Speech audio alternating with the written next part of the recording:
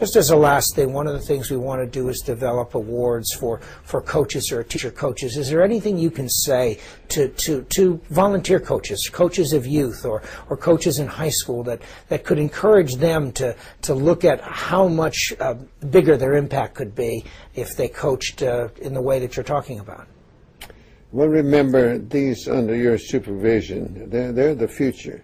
They're the future, and the better you can get them to accept the things that are going to be more important than just their knowledge of the sports, the more you're helping. And you can do both.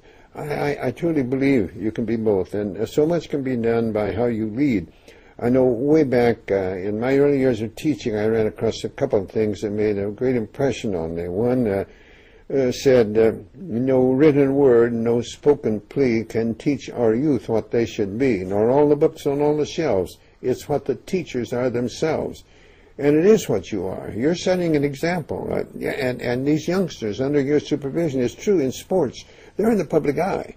And it's important that you teach them to conduct themselves in such a way that will be helpful to those that will see them and observe them, and that will almost always be the younger people. So that's very important.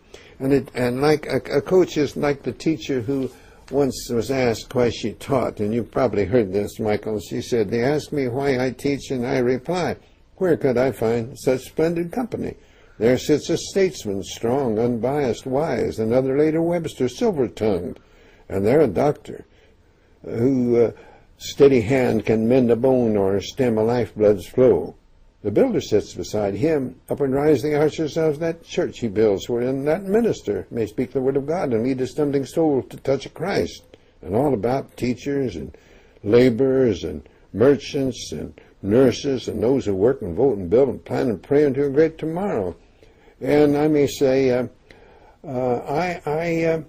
may not eat the food, their hands may grow, or hear the word, but yet again I may. And later I may say, I knew him once, and he was weak, or strong, or bold, or proud, or gay. I knew him once, but then he was a boy. You ask me why I teach, and I reply, where could I find such splendid company? You have those under your supervision that are going to go out into all different professions, and a lot of what they do, you can have helped or hurt. And it's up to you to do the right thing. Coach, thank you for your splendid company, and thank you for your wonderful example. You know, Henry Adams said, a teacher affects all eternity. You never know where his influence stops, and you're affecting all eternity, and we hope we can do even more with pursuing victory with honor. Thank you very much, Coach. You're very welcome, Michael.